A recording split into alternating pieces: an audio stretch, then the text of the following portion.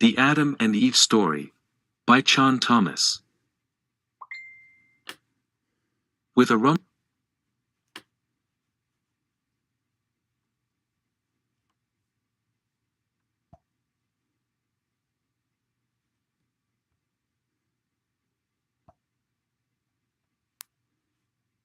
low as to be a growing, throbbing, then fuming into a thundering roar, the earthquake starts, only it's not like any earthquake in recorded history. In California the mountains shake like ferns in a breeze. Mighty Pacific rears back and piles up miles high, hence starts its race eastward. With the force of 1,000 armies the wind attacks, ripping, shredding everything in its supersonic bombardment. The unbelievable mountain of Pacific seawater follows the wind eastward, burying Los Angeles and San Francisco as if they were but grains of sand. Nothing, but nothing, stops the relentless, overwhelming onslaught of wind and ocean. Across the continent the 1,000-mile-per-hour wind wreaks its hell, its unholy vengeance, everywhere, mercilessly, unceasingly.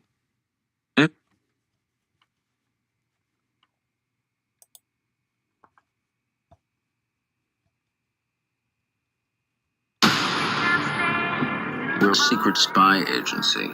CIA? MI6.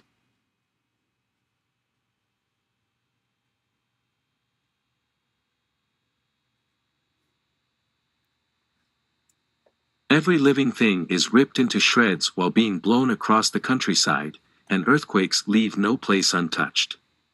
In many places the Earth's molten sublayer breaks through and spreads a sea of white-hot liquid fire to add to the Holocaust. Within 3 hours the fantastic wall of seawater moves across the continent, burying the wind-ravaged land under 2 miles of seething water coast to coast. In a fraction of a day all vestiges of civilization are gone, and the great cities, Los Angeles, San Francisco, Chicago, Dallas, New York, Boston, are nothing but legends. Barely a stone is left where millions walked just a few hours before. A few lucky ones who managed to find shelter from the screaming wind on the lee side of a high mountain peak, such as Massive, watched the sea of molten fire higher and higher, steaming over the molten earth fire, and rising almost to their feet. Only great, high mountains such as this one can withstand the cataclysmic onslaught. North America is not alone in her death throes. Central America suffers the same cannonade, wind, earth fire, and inundation. South America finds the Andes not high enough to stop the cataclysmic violence pounded out by nature in her berserk rage. In less than a day, Ecuador, Peru, and western Brazil are shaken madly by the devastating earthquake. The Andes are piled higher and higher by the Pacific supersonic onslaught as it surges over itself against the mountains. The entire continent is burned by molten earth fire, buried under cubic miles of catastrophically violent seas, then turned into a frozen hell. Everything freezes. Man, beast, plant, and mud are all rock hard in less than 4 hours. Europe cannot escape the onslaught. The raging Atlantic piles higher and higher on itself, following the screeching wind eastward. The Alps, Pyrenees, Urals, and Scandinavian mountains are shaken, then heaved even higher when the wall of seawater strikes. Western Africa and the sands of the Sahara vanish in nature's wrath, under savage attack by wind and ocean. The area bounded by Zaire, South Africa, and Kenya suffers only severe earthquakes and winds, little inundation. Survivors there marvel at the sun, standing still in the sky for nearly half a day. Eastern Siberia and the Orient suffer a strange late indeed, as though a giant subterranean scythe sweeps away the Earth's foundations, accompanied by high wind in its screaming symphony of supersonic death and destruction.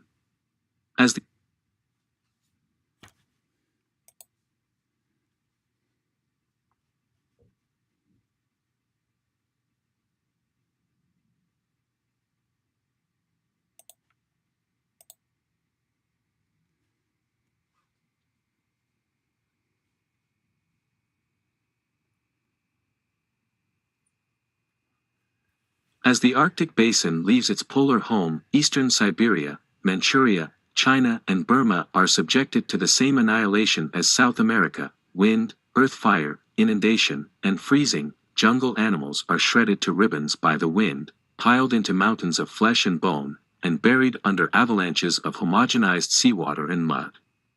Then comes the sudden, seemingly infinite supply of terrible, instantly paralyzing temperature drop of 180 degrees Fahrenheit. Not man, beast, plant, muck, earth, nor water is left unfrozen in the entire Eastern Asian continent, most of which remains below sea level. Antarctica and Greenland, with their ice caps, now rotate around the Earth in the torrid zone, and the fury of wind and inundation marches on for 6 days. During the 6th day the oceans start to settle in their new homes, running off the high grounds. On the 7th day the horrendous rampage is over. The Arctic Ice Age is ended, and a new Stone Age begins. The oceans, the great homogenizers, have laid down another deep layer of mud over the existing strata in the Great Plains, as exposed in the Grand Canyon, Painted Desert, Monument Valley, and the Badlands. The Bay of Bengal Basin, just east of India, is now at the North Pole. The Pacific Ocean, just west of Peru, is at the South Pole. Greenland and Antarctica, now rotating equatorially, find their ice caps dissolving madly in the tropical heat. Massive walls of water and ice surge toward the oceans, taking everything, from mountains to plains, in gushing, heaving paths, while creating immense seasonal moraines. In less than 25 years the ice caps are gone, and the oceans around the world rise over 200 feet with the newfound water. The torrid zone will be shrouded in a fog for generations from the enormous amounts of moisture poured into the atmosphere by the melting ice caps. New ice caps begin to form in the new polar areas. Greenland and Antarctica emerge with verdant, tropical foliage.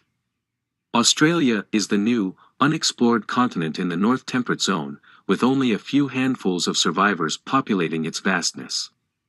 New York lies at the bottom of the Atlantic, shattered, melted by earth fire, and covered by unbelievable amounts of mud. Of San Francisco, Los Angeles, Chicago, Dallas, and Boston, not a trace is left. They all will join the legends of the 7 cities of Cibola. What's left of Egypt emerges from its Mediterranean inundation new and higher, still the land of the ages. The commonplace of our time becomes the mysterious Baalbek of the new era. A new era. Yes, the cataclysm has done its work well. The greatest population regulator of all does once more for man what he refuses to do for himself and the planet on which he lives, and drives the pitiful few who survive into a new Stone Age. After this cataclysm we join Noah, Adam and Eve, Atlantis, Mu, and Olympus, and Jesus joins Osiris, Taharoa, Zeus, and Vishnu. The Great Floods. Noah, Adam and Eve, Vishnu, Osiris. What do they have in common? They represent eras ages apart, and yet, somehow, they all join hands in the next cataclysm, and walk with us. There are others who walk with us, too, men of science, long forgotten, those who first saw that these tumbles, these cataclysmic catastrophes, or revolutions, of the Earth's shell have happened before, countless times.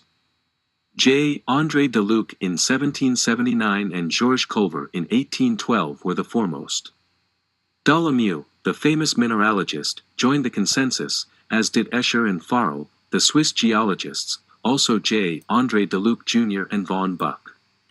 They all agreed that the cataclysms were caused by sudden revolutions in the wrong direction by the surface of the Earth. Cuvier, in his Theory of the Earth, first published in 1812, based his conclusions on his unparalleled correlative research in stratigraphy, comparative anatomy, and paleontology. As a matter of fact, Cuvier was the founder of the science of comparative anatomy, based on his pioneering, self-taught work in that field. At that time he wrote, "Every part of the Earth, every hemisphere, every continent, exhibits the same phenomenon. There has, therefore, been a succession of variations in the economy of organic nature. The various catastrophes which have disturbed the strata have given rise to numerous shiftings of this continental basin. It is of much importance to mark that these repeated eruptions and retreats of the sea have neither been slow nor gradual.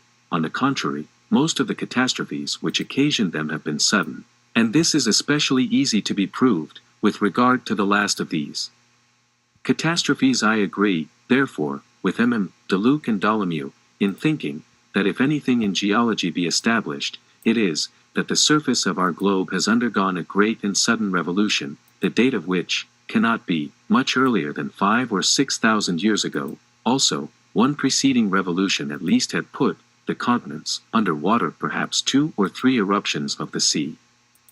These alternations now appear to me to form the problem in geology that it is of most importance to solve. In order to solve it satisfactorily, it would be necessary to discover the cause of these events.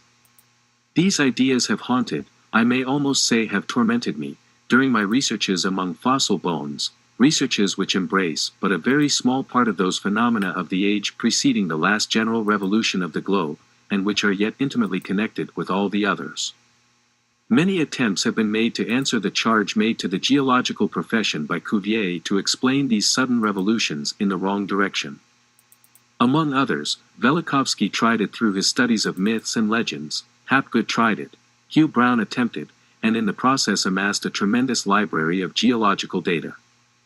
Every time the cataclysmic concept has risen, the beast has been stoned, burned at the stake, beaten to a pulp, and buried with a vengeance, but the corpse won't stay dead. Each time, it raises the lid of its coffin and says in sepulchral tones, "You will die before I." The latest of the challengers is Professor Frank C. Hibben, who in his book, The Lost Americans*, said, "This was no ordinary extinction of a vague geological period which fizzled to an uncertain end. His death was catastrophic and all-inclusive. What caused the death of 40 million animals? The corpus delicti in this mystery may be found almost anywhere. Their bones lie bleaching in the sands of Florida and in the gravels of New Jersey. They weather out of the D-white terraces of Texas and protrude from the sticky ooze of the tar pits off Wilshire Boulevard in Los Angeles. The bodies of the victims are everywhere. We find literally thousands together. Young and old, full with D.im, calf with cow. The muck pits of Alaska are idled with evidence of universal death. A picture of quick extinction. Any argument to the cause must apply to North America, Siberia, and Europe as well." Thomas Y. Crowell Company, New York, Apollo edition, 1961. Mammoth and bison were torn and twisted as though by a cosmic hand in a godly rage. In many places the Alaskan muck blanket is packed with animal bones and debris in trainload lots. Mammoth, mastodon, bison, horses, wolves, bears, and lions. A faunal population, in the middle of some cataclysmic catastrophe, was suddenly frozen in a grim charade. Supernatural winds, volcanic burning, inundation and burial in muck, preservation by deep freeze of both torn-up animals and muck. Any good solution to a consuming mystery must answer all of the facts, challenges Hibben. The challenge wouldn't leave me alone. Like a hunger, it gnawed at my subconscious. I could hear the deep tones of Cuvier's challenge, find the cause of these events, still reverberating through the sacred halls of science, ghostly, unanswered. I felt Hibben's challenge, prodding, answer all of the facts. I decided that this cataclysmic concept, this catastrophic end which visits our planet time after time, needed verification or refutation once and for all. The first step was to gather all of the known, accepted data from as many sciences pertaining to our planet as possible: stratigraphy, archaeology, radiology, anthropology, paleontology, and oceanography, plus cosmology and astronomy, and seismology and oceanography, and paleolanguages such as prehistoric Mayan. Even evolution could not be ignored. Further, correlation of the data between the sciences had in honored. All of the foregoing gave the answer. Although there is enough data in most sciences to indicate that these cataclysms happen, there was not enough in each science to derive the process or prove the concept, but between science cross-correlation showed indeed that the concept was true. Not only did it verify that the events have happened, but disclosed when the last 5 cataclysms were, and what positions the shell of the Earth has been in for the last 35,000 years. This was a first-time effort for certain. So, after years of research, beginning in 1949, Today's challenge had an answer. Yes, indeed, cataclysms do happen, but I had not yet found the answer to his challenge: find the cause of these events. It would take me 20 more years to find the cause, the trigger of cataclysms. What makes them start? And further, exactly what is it that happens after it starts? It is the process of a cataclysm. Finally, what is the timetable of cataclysms? It was obvious already from the data that it was nonlinear. Was it a mathematical function that we could derive from the data? Or is it random and frustrating in its unpredictability? The more learned, the more to be discovered and learned. Meanwhile, what a chase! And what a dramatic story of the Earth's history we uncovered, civilizations of more than 20,000 years ago, more advanced than our wildest imagination, prehistoric legends from Greece, Egypt, India, and South America which became history instead of legend, lost continents in the Atlantic and Pacific which became dated realities, with logical reasons for their sudden disappearance. Yes, Vishnu came alive, a man who lived through a cataclysm many thousands of years ago, actually 10 cataclysms ago. Now he is known as the Hindu god of 10 resurrections from the waters. Osiris was rediscovered. He was the Jesus of his time, a man of Egypt, some 15,000 years ago. Noah smiled at us from the pages of the Epic of Gilgamesh. He actually was a Sumerian named Utnapishtim, who lived just around 7,000 years ago. The ark he built is more than legend. The process of a cataclysm is known now. Look at the cross-section of the Earth inside the front cover. You'll see 2 molten layers, the yellow ones. The important one is the thin molten layer starting 60 miles down, extending 60 miles deeper to 120 miles below the surface of the Earth. The thick, deep molten layer, starting 1,800 miles down at the bottom of the mantle, and extending 1,300 miles deeper, is the outer core.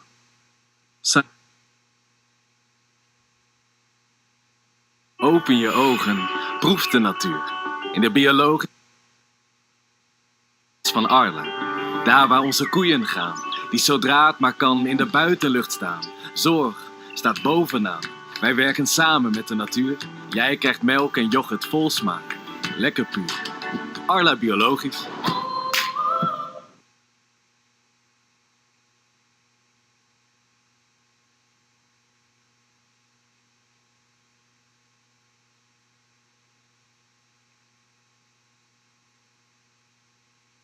Seismology has proven these 2 yellow layers to be molten, and they are white-hot. Over 2,500 degrees Fahrenheit. The outer, 60-mile thick layer is the one which supplies the volcanoes with the molten lava they spew forth. Inside the Earth, the electrical and magnetic structure of the interior makes these layers act as if they were near solid, or plastic. As long as the interior and magnetic and electrical structure of the Earth maintains its orderliness, this old Earth keeps on rotating on axis in a normal manner. If anyone doubts that Antarctica's ice cap is growing, it has been proven that it is growing at the rate of a Lake Ontario per year. So is Greenland growing. Since they are not centered on the Earth's axis of rotation, they develop centrifugal forces coupling with each other, in a direction perpendicular to the Earth's axis. It's like swinging a bucket of water around yourself on a rope. The water stays in the bucket. If you did not have the restraining rope, the bucket and water would fly away. In the case of the ice caps, the restraining tope is gravity, which keeps these 2 ice caps landlocked. Since these ice caps therefore cannot fly away, they resolve their problem by trying to pull the entire shell of the Earth above the 60-mile thick molten layer around the interior of the Earth. As long as the electrical and magnetic structure is maintained inside the Earth, the ice caps cannot pull the shell around to lay, hem to go to the equator, and we maintain our orderly, daily, monthly, yearly rotation. Right now we don't know why, every few thousand years on a varying timetable, the magnetic and electrical orderliness in the shallow molten layer is disorganized. Further, it is not known by what means it is disrupted.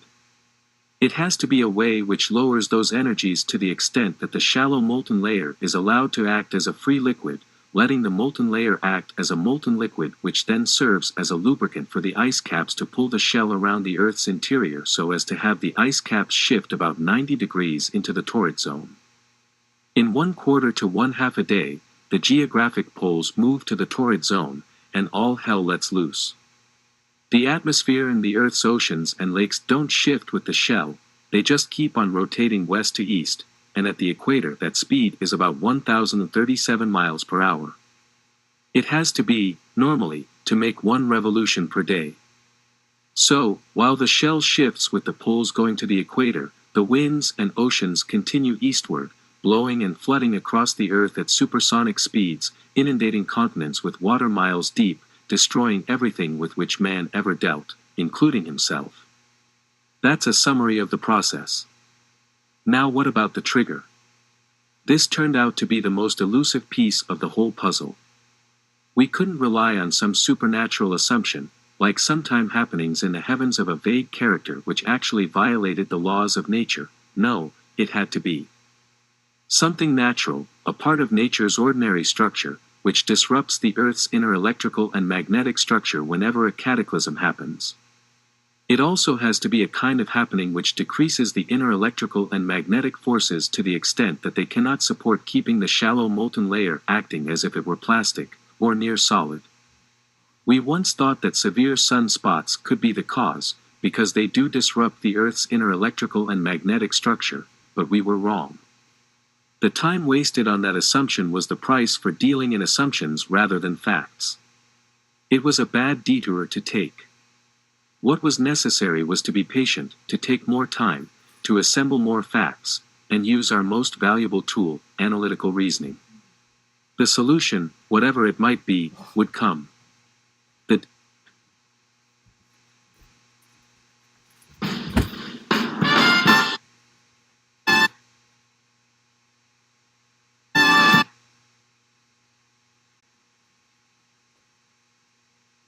The derivation of the process us a greater understanding of prehistoric events. For instance, you can see that ice ages are not a matter of advancing and retreating ice, it's simply that different areas of the Earth are in polar regions at different times, for different durations of time, changes between positions take place in a fraction of a day, and the accompanying supersonic deluges deposit the various huge stratas we find in the walls of the Grand Canyon, Painted Desert, Monument Valley, the mountains around Mexican Hat, Canyon de Chelly, and the Maqui Dugway. The story around the world gives silent testimony. The Beresovka mammoth, frozen in mud, with buttercups in his mouth. The age of the gorges below Niagara Falls and St. Anthony's Falls, both about 7,000 years. The sudden end ice cap there about 11,500 years ago. The age of fossil bones taken from the Wilshire Boulevard tar pits, over 11,000 years. The sudden end of all work in the prehistoric city of Tiahuanaco, Bolivia, 11,500 years ago.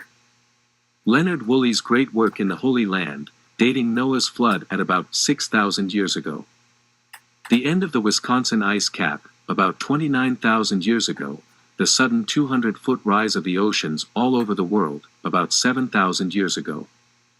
The sudden rise of the St. Lawrence River bed 7,000 years ago.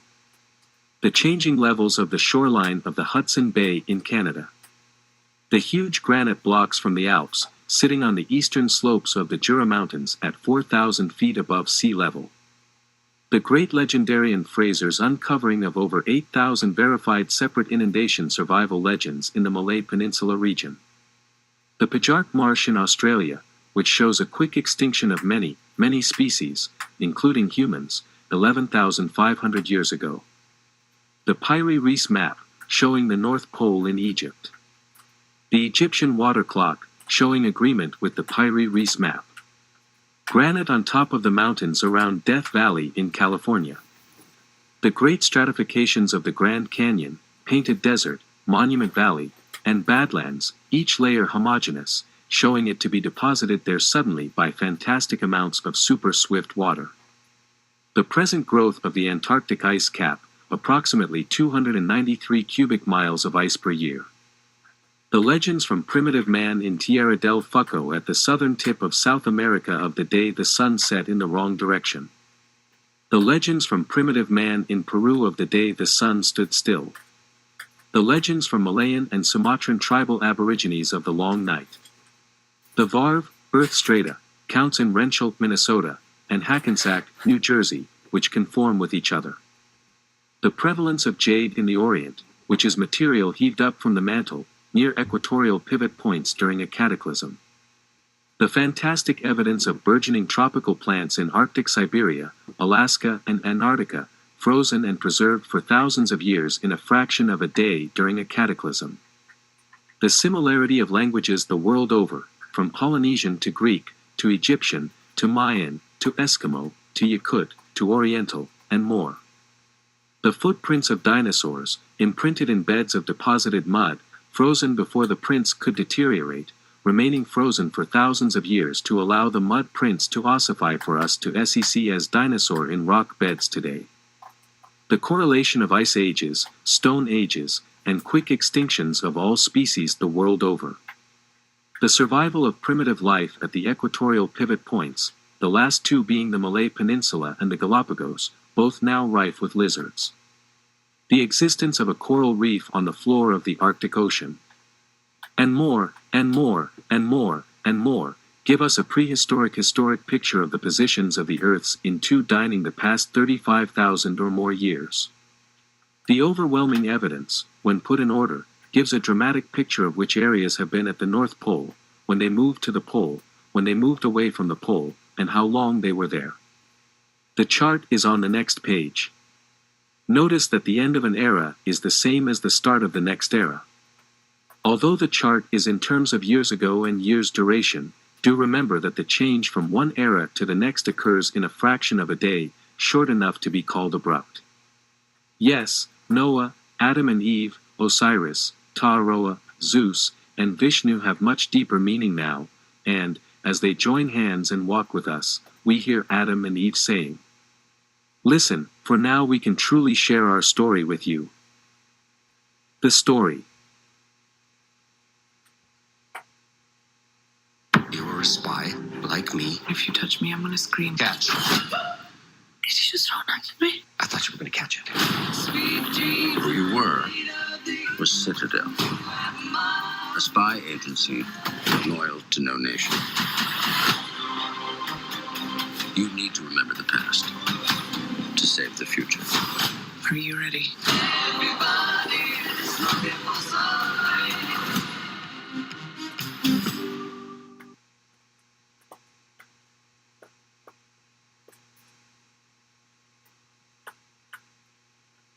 Waarom wassen als je kan stomen? Gebruik 96% minder water. Bespaar tijd. Fris op. En draag opnieuw. Met AEG Pro Steam. AEG. Challenge the expected. Enigma. Pursuit.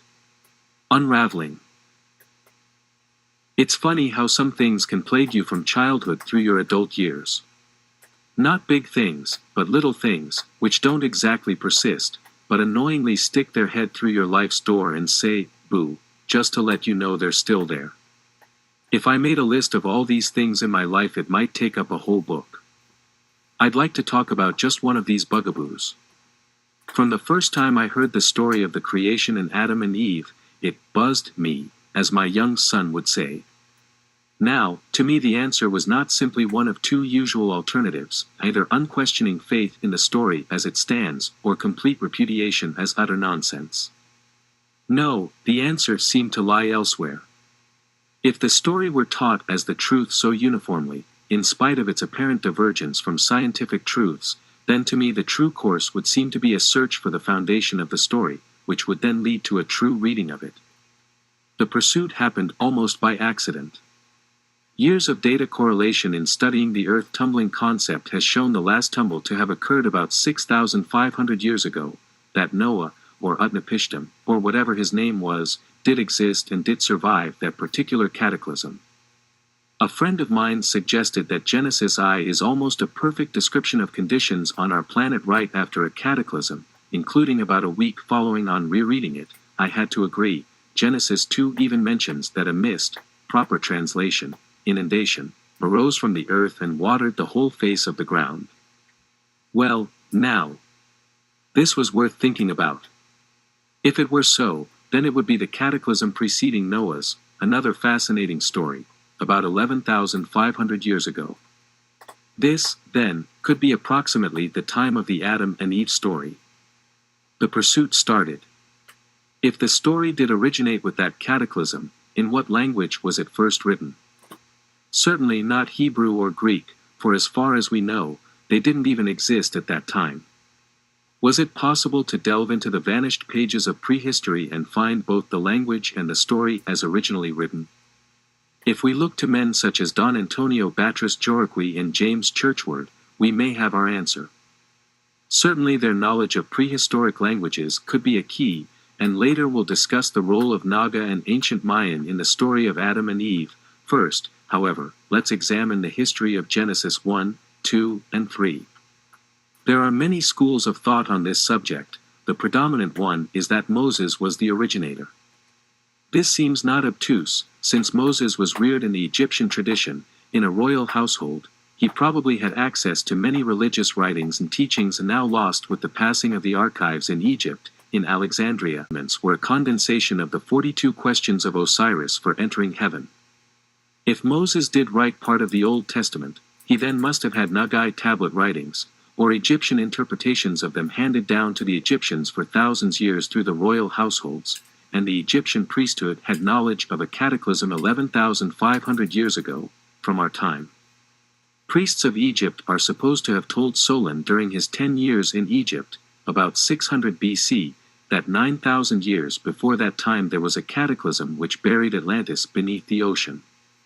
Note that 9,000 plus 600 BC plus 1950 AD equals 11,550 years ago.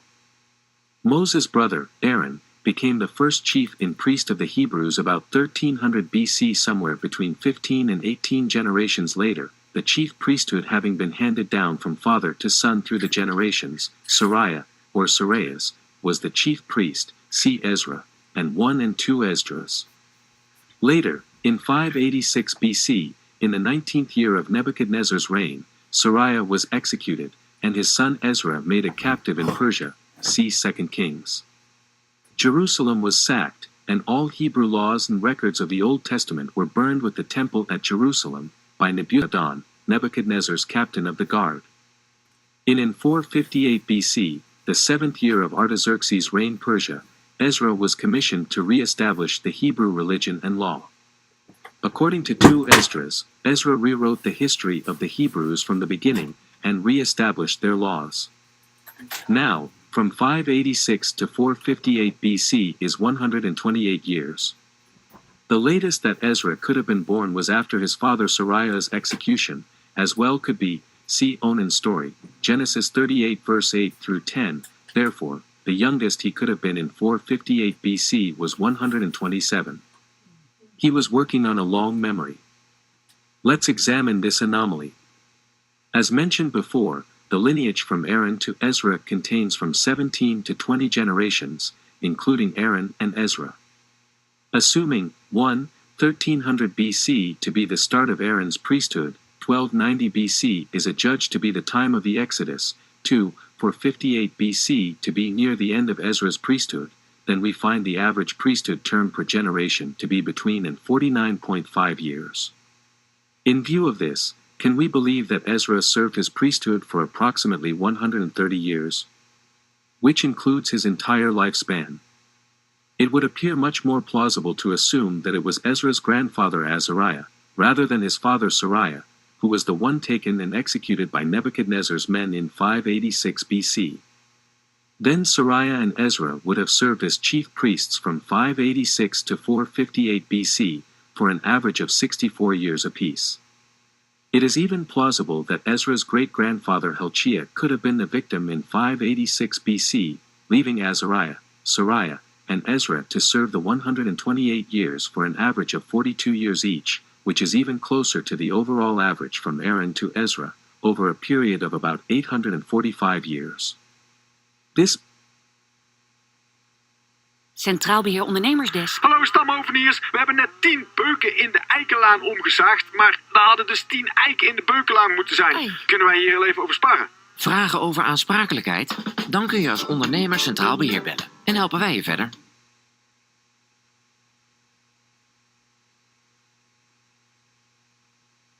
This means that the Adam and story was last seen in writing by Helchia or Azariah, therefore handed down verbally possibly by Azariah, and certainly by Sariah and Ezra, and finally dictated by Ezra to 5 scribes. It is the 5 scribes' writings that we have today as Ezra's work.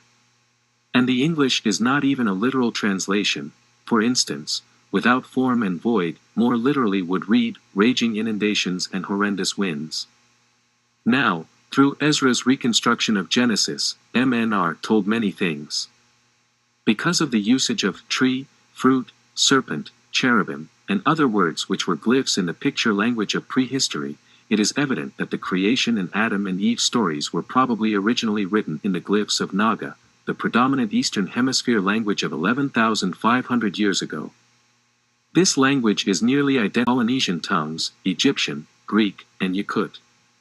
My own knowledge of prehistoric Naga and Mayan glyphs enables me to read many Indian blankets of the southwestern United States, which have woven into them colorful glyphs depicting a cataclysm.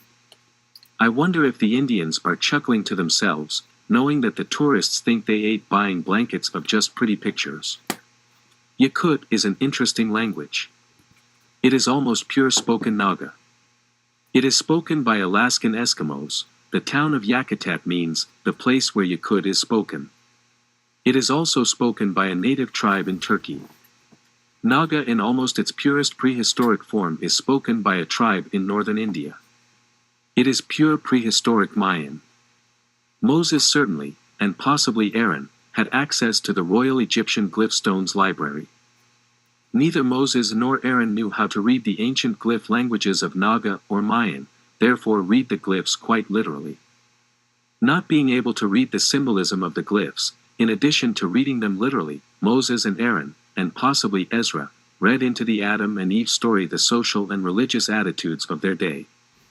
In that time woman was regarded as the root of all sin, a lowly creature, her birth recorded only as an exception, and basically being the cause of man's every downfall, a daily potential. This attitude persists even in worse forms in some religions amazingly in our time. Is it any wonder that Eve was shouldered with the responsibility for the downfall of all mankind, as a result of interpretations read into the Naga by Moses? And into Moses reading by Ezra?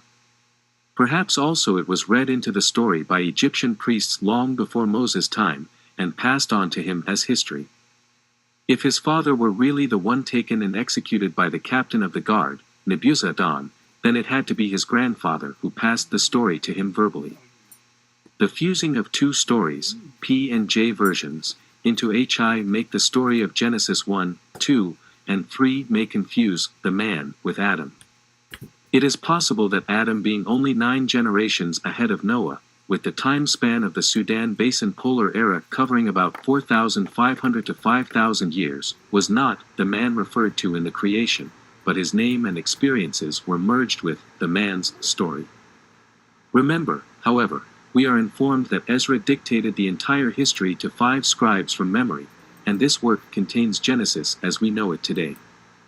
For him to recall from the archives of his mind what he did, as well as he did, certainly bespeaks of inspiration of a high order, but it also appears evident that he had no knowledge of the fact that 5,000 years transpired between Genesis I and Noah's flood. It is clear from 2 Esdras 3:9 that Genesis I and Noah's flood represented 2 inundations, however, for while speaking of the 2 occasions, he says of Noah's flood, and again in process of time thou broughtest the flood upon those that dwelt in the world, and destroyedst them. Now, we mentioned before that the lineage of the high priests from Aaron to Ezra differs in numbers of generations, 17 or 20, and names as presented in 1 and 2 Esdras, and both differ in names from the book of Ezra. We also find differences in the lineages from Noah to Jesus, approximately 51 generations, in the Bible. Is it any wonder, therefore, that some generations could have been omitted in the Adam to Noah line. Not to mention the Noah to Jesus line. And the Aaron to Ezra line. And in light of the fact that, in addition to overwhelming evidence, there are countless legends in the Asia-Pacific areas, handed down from the inundation of 11,500 years ago, of a creation much like that of Genesis 1 and 2, is it not possible that the man of the Genesis story became confused with Adam throughout the thousands of years, and through a succeeding cataclysm in Noah's time 7,000 years ago? The miracle is that the whole story of creation and of Adam and Eve is as undistorted as it is. Being 11,500 years old, it has suffered through many debacles visited upon its guardians in the intervening